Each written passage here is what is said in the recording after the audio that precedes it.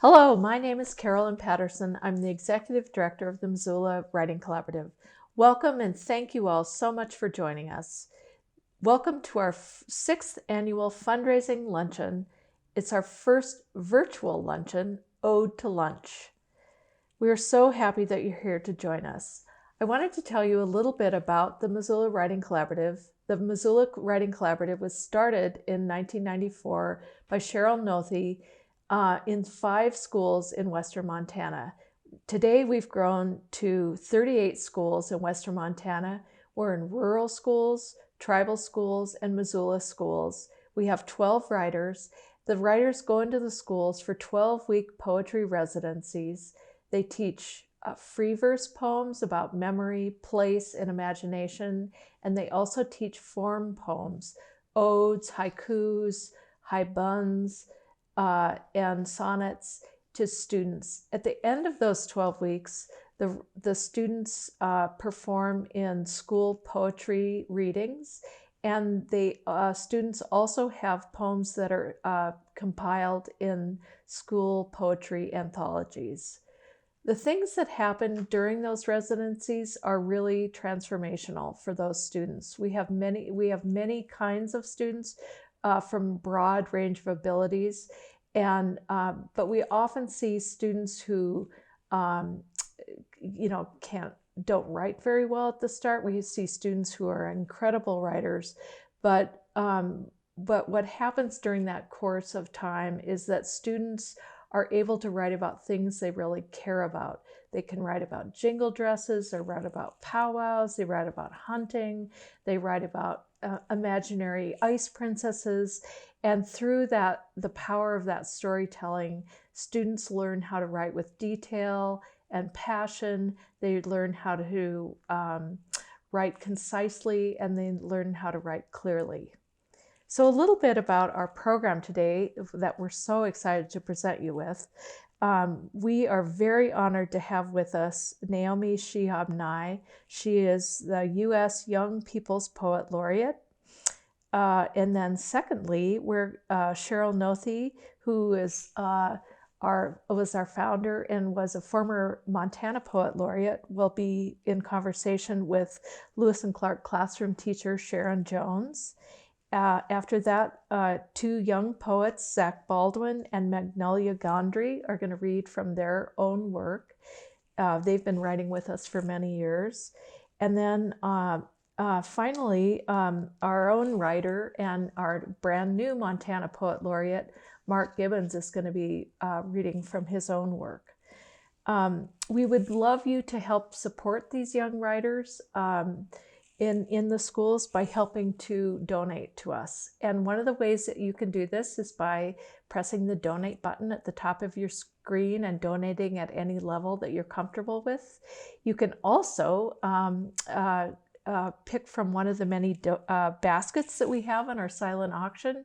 We have everything from novels to wonderful collections of poems. We have syrup, we have quilts, we have beauty items, so there's lots of things to pick from, and the silent auction won't close until an hour after the luncheon, so please take a look at those items. You can also call to donate at 406-549-3348, so that's another possibility. Remember that this poetry is really important because it teaches kids about the power and possibilities of language. It helps kids to write about the worlds inside of them and outside of them. And as Sheryl always says, poetry saves lives. Now I want to talk to you a little bit about this wonderful guest that we have joining us today, Naomi Shihab.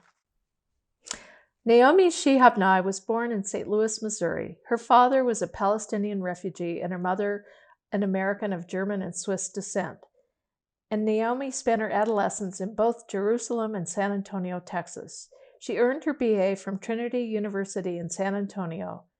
Nye is the recipient of numerous honors and awards for her work, including the Ivan Sandroff Award for Lifetime Achievement from the National Books Critics Circle, the Lavin Award, the Patterson Poetry Prize, the Carity Randall Prize, the Isabella Gardner Poetry Award, the Lee Bennett Hopkins Poetry Award, the Robert Creeley Prize, and many pushcart prizes. She has received fellowships from the Lannan Foundation, the Guggenheim Foundation, and she was a Witter-Binner Fellow. From 2010 to 2015, she served as a Chancellor of the American Academy of American Poets. In 2018, she was awarded the Lon Tinkle Award for Lifetime Achievement from the Texas Institute of Letters. Nye is the Poetry Foundation's Young People's Poet Laureate. She has more than 30 books of poems and books for children and adults. She lives in San Antonio, Texas, where she is affiliated with the Mishner Center for Writing with the University of Texas. She is a professor of creative writing at Texas State University, and with Nye told contemporary authors, "I have always loved the gaps, the spaces between things as much as the things. I love staring, pondering, mulling, puttering. I love the times when someone or something is late. There's that rich possibility of noticing more. In the meantime, poetry calls us to pause. There is so much we overlook, while the abundance around us continues to shimmer on its own." Thank you so much, Naomi Shihab Nye. Hello, friends in Montana. I'm so happy to be with you. I'm Naomi Shihab Nye, speaking to you from old downtown San Antonio, Texas, on the other side of the nation. But we are all bonded through our love for words, for language, for finding out what we know through poetry. Thank you for inviting me to be with you for a moment today at Ode to Lunch. I really think of poetry as an ode to breakfast and dinner and snacks and hunger and everything that we experience as human beings. I became a poet as a very young child. It helped me do everything I have done in my life. It helped me be a better observer. It helped me take notes and realize what I was living. It helped me connect. Writing poetry helped me connect all the bits and pieces of my mysterious existence. And I feel today, even at a very later age, that it is still as surprising and delicious and available to all of us as any art could possibly be. I think every human being has a poetry channel inside the brain, and it's very easy to get on that channel. Just get in the habit of scribbling a few things down every day. Here's a notebook I was writing in yesterday morning, 4 pages. I think I will be extracting maybe a few lines from this that might go into later poems, just to welcome your own thought process and be aware that you are carrying more material at any given time than you could even imagine if you didn't write it down. For those of you in beautiful Montana, and by the way, I've looked at many pictures of Montana in my life. I've never worked there, but I did once take a little hike 1 mile into Montana from Wyoming, and then I hiked back. And I knew there was so much in your wonderful state to be discovered and witnessed, and that I would love to know someday. So cheers to all of you in all parts of Montana. But if you are someone who encourages others to write, I would say just think about all the questions we can ask to one another. If somebody hands you a poem you don't understand at all, it's a good place to start asking questions. If somebody hands you a poem that makes you think of your own poem, there could be no greater bounty of sharing. If someone hands you a poem that makes you cry, that's good.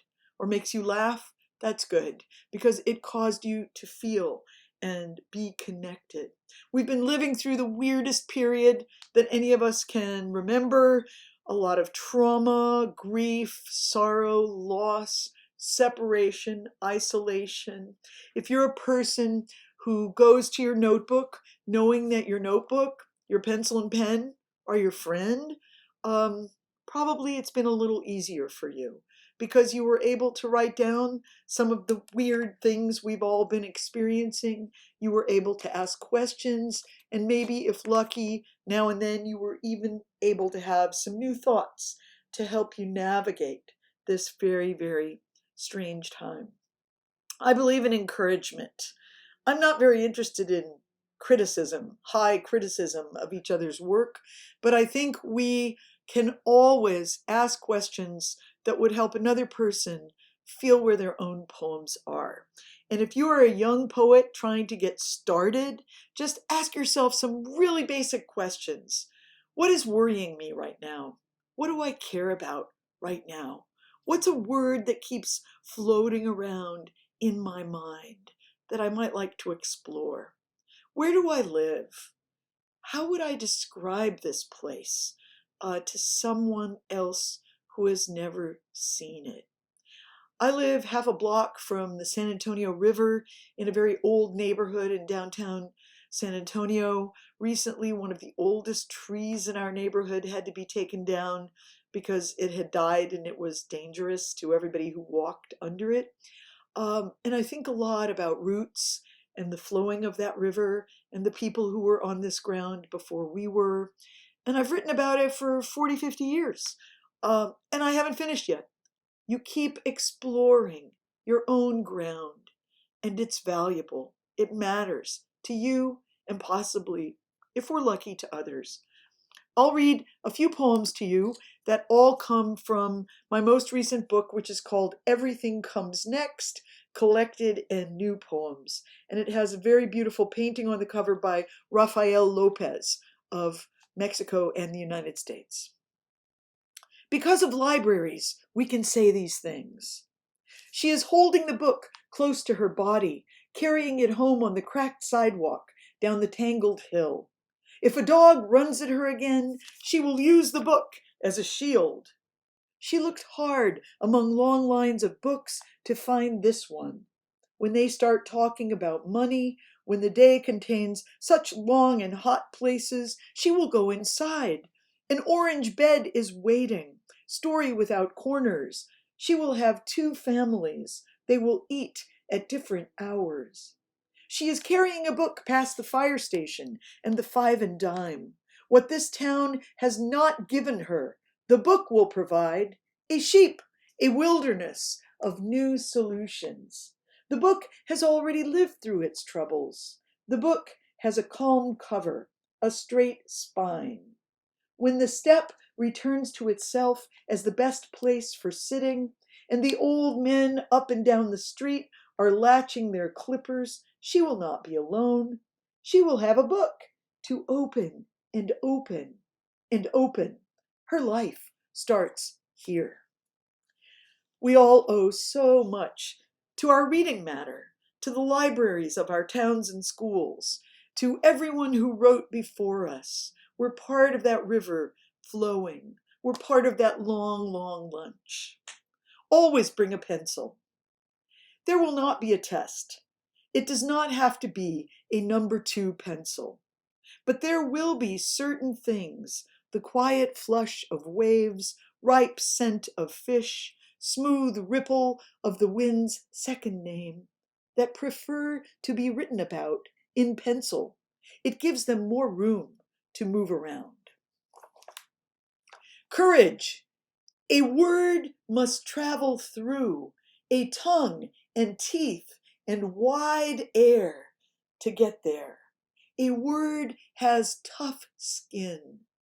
To be let in, a word must slide and sneak and spin into the tunnel of the ear. What's to fear? Everything. But a word is brave. Messages from everywhere light up our backyard. A bird that flew 5,000 miles is trilling 6 bright notes.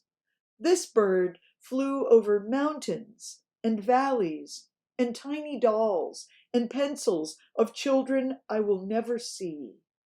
Because this bird is singing to me, I belong to the wide wind, the people far away who share the air and the clouds. Together we are looking up into all we do not own, and we are listening. Poetry helps us listen better. It helps us notice that we are never ever alone.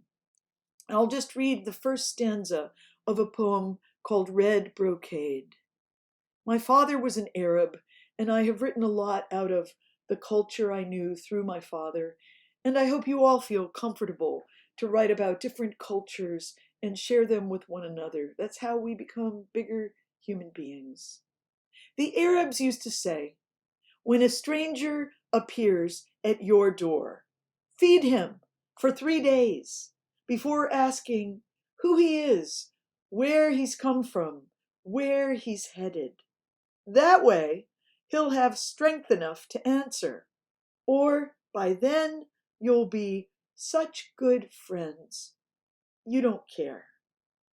The poem goes on and continues to welcome the unexpected guest. Thank you for letting me drop in at your tables in beautiful, amazing Montana. Maybe someday I'll get to stare into your sky, or maybe someday you'll be down here in my neighborhood and stare into mine. And we will all meet in that realm that is poetry that belongs to everybody. Happy writing. Be kind to yourselves. Have fun. Thank you. Thank you so much, Naomi. That was just amazing. And now we are going to move on. We have some exciting young readers for you. We have Zach Baldwin, who has come to our summer, has been in our schools and has come to our summer camp for many years, and Magnolia Gondry, who has also been in our schools and come to our summer camp. And they're going to read for you. And then after that, we're going to have a conversation with Sheryl Noethe and Sharon Jones, who have worked together for many years at Lewis and Clark School. So my name is Zachary Baldwin, and I am in 8th grade at Washington Middle School, and I wrote this poem on this paper at the Words with Wings camp, and here it is. On this paper can be mythical things, treasured kings. This world is built from the tip of a pen, the wings of a crow, the falling snow, this shining place, this fantastical love, means that we are connected to the world within the lines. On this paper can be echoing caves, cascading waves. This world flies from the ink within, the towering spires of castles, the small huts and homes, the comforting apple pie. On this paper are our lives, the poolside dives. This paper is the heart of my home, the way to go, a crisp smell, my 10 steps ahead mind planning out the plot. The paper persuades me to sketch down my sadness, my anger, my joy. On this paper can be my friend's tree swing where I feel alive. Just behind the pages of this poem are my experiences, laid out to read, laid out to love, laid out to be inside of, laid out to exist. On this paper can be relatable characters. On this paper can be our best friends. On this paper can be poems. This paper can be dotted with tears or flooded with sunny smiles. My name is Magnolia Godry, and I go to Washington Middle School, and I'm in 6th grade. And today I will be reading 2 poems. My first one is called A Poem Packed with Animals. The gray wolf tiptoes through the forest on padded paws, then lunges at scampering deer fleeing for its life. Meanwhile, a cheetah is sneaking through the tall grasses, running at top speed while its unsuspecting prey is grouped in a pack. Far away, a majestic whale pokes up from deep under the water, only to lift its tail up to splash some poor sailors. In a home up in the mountains, an old woman puts an apple pie on the window ledge to cool, and comes back 15 minutes later to see a bear licking its lips. Not far away, there is a gray wolf, sleeping in its den. Okay, the next poem I wrote in the Missoula Writing Collaborative Words with Wings summer camp, and it's called From the Beginning. I am from the beginning. Where should I start? The earth, the people, the wild, and so much more. I am from the land and the mountains, the structures. I am from the life that has seemed to guide me right from the start. Hello, I'm Sharon Jones, and I teach 4th grade at Lewis and Clark School.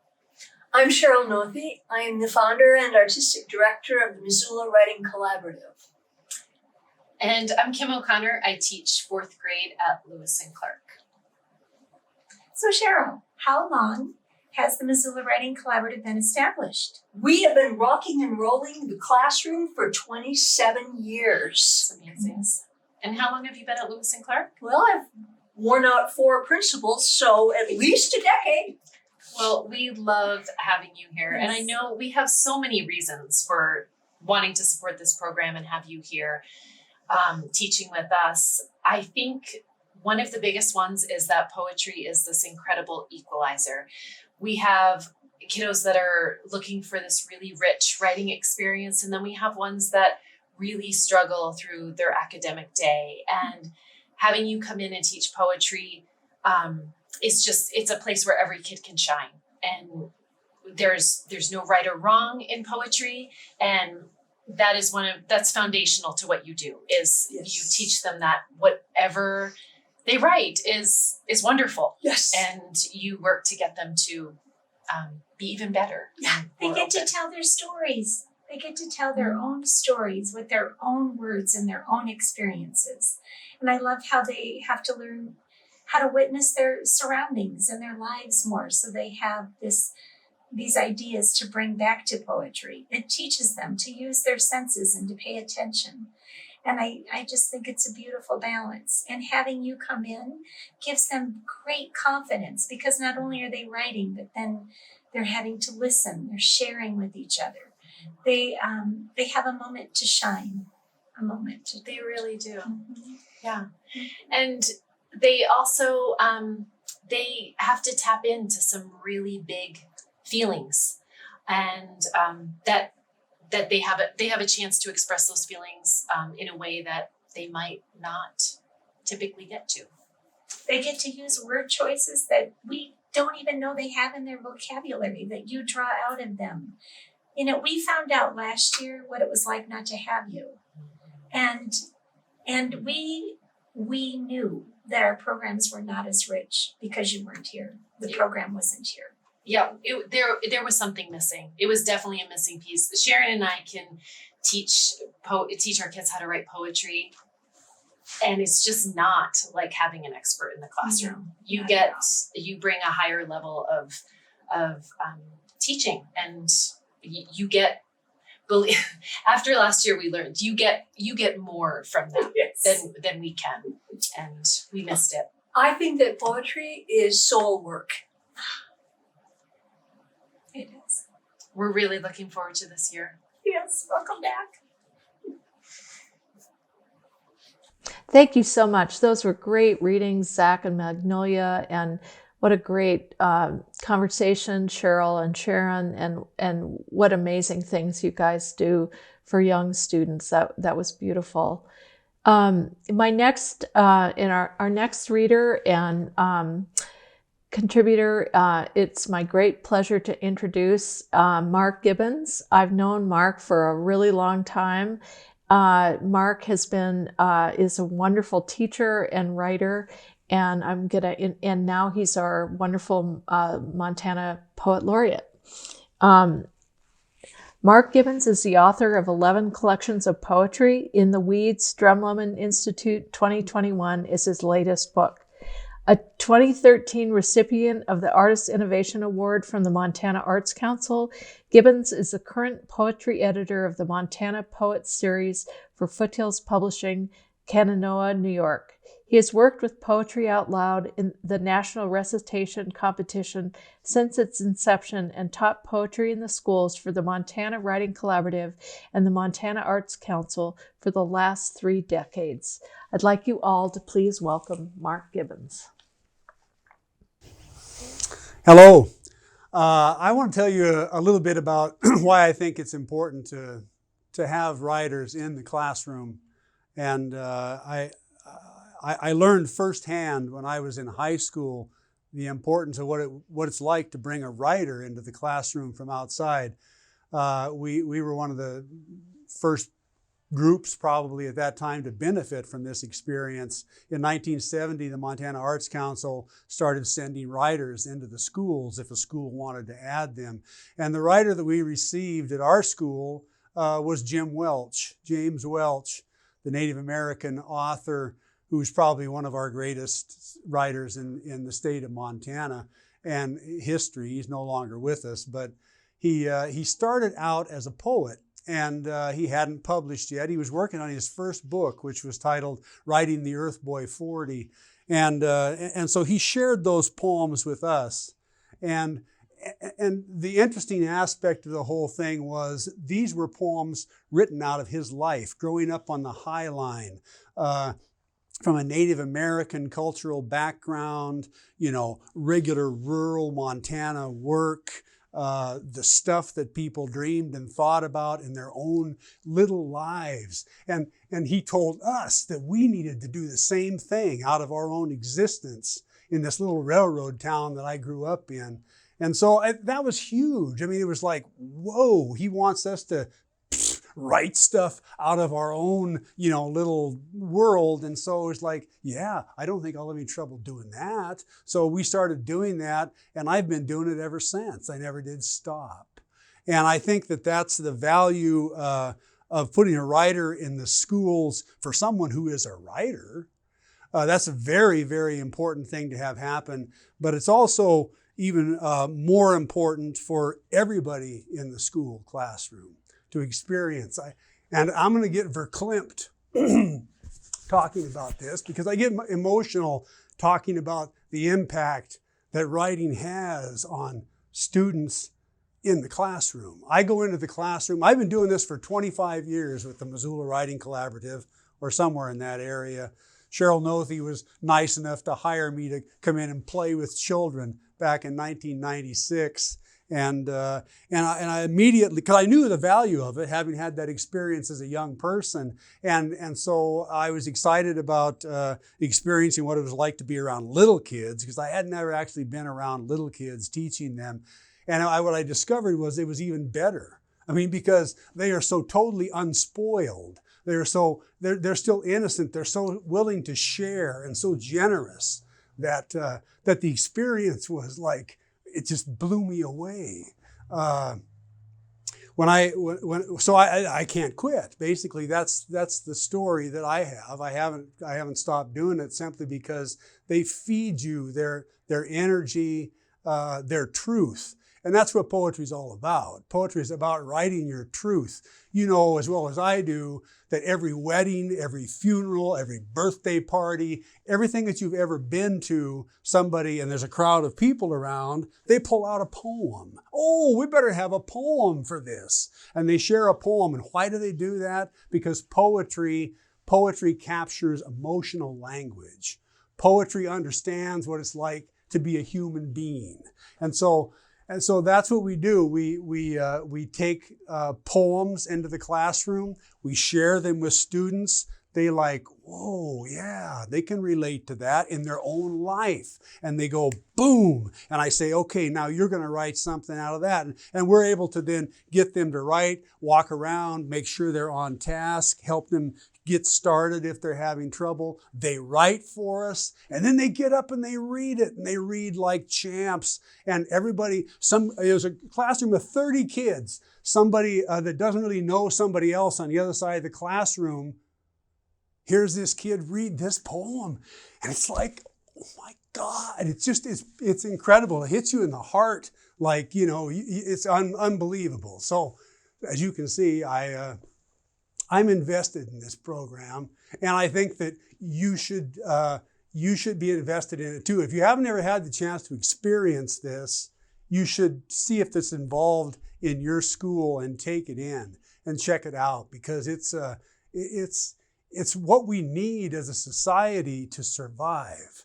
Obviously, we understand that maybe now more than ever, that We need to learn how to get along and share our human experiences with each other. That's what poetry in the classroom does. That's what poets in the classroom do, writers in the classroom. And this is not to take anything away from classroom teachers, because they're probably the most important people on the planet. But to bring a writer into the classroom is the same thing that happens when you bring a horseshoer into the classroom or a pilot into the classroom. It's the importance of, kids like, oh, wow, they just get so excited. Look at all the stuff. This is what you do. Can I try that? And that's what, by bringing a writer into the classroom, same thing happens. That's the magic of doing that. So that's my selling point. That's my 2 bits worth. And now they tell me I have time to read you a poem. One of these things that I've written over the years out of this whole experience. So I probably only have time for one of these, and I'll read you this one. In my own experience, growing up as a young person, because I really wasn't into poetry as a kid, the first poets in my life were musicians, were singer-songwriters, were the people that I listened to all the time, because I love listening to music, right? So this poem is dedicated to Bob Dylan, who was one of my favorites. And the title of the poem is just called News from the Front. Light on the landscape is art, if someone sees it that way. Sound is music to those who hear it. The heater fans whir, backed up by Dylan, and the engines purr. Maybe your voice joining the choir in your head, stomping boots or shoes, womping leather gloves in time and solidarity to the working man's blues. Your breath billowing in the cab, fingers and legs cold stiff, yet the sun burns warm on your face as you begin another mundane Monday, depressing the clutch, engaging reverse, rolling back to roll ahead, shift into first, accelerate into the street, the flow of the week, squinting and savoring the heat on your skin. You smile at this gift for taking it all in, this living to sing softly till the long night begins. A melancholy tribute to working class women and men who created a life, this art of living the blues. Peace. Thank you so much, Mark, for your inspiration and your grit. And thank you all for being here. Just one last request for your donation at the top of the screen, and also to just reminding you to bid on our wonderful baskets that in our silent auction, which won't close for another hour. That button is also at the top of your screen. Thank you again for joining us. This was a wonderful event, and it was more wonderful because you were here with us. And enjoy the rest of your day. And again, thank you so much for the gift of your time.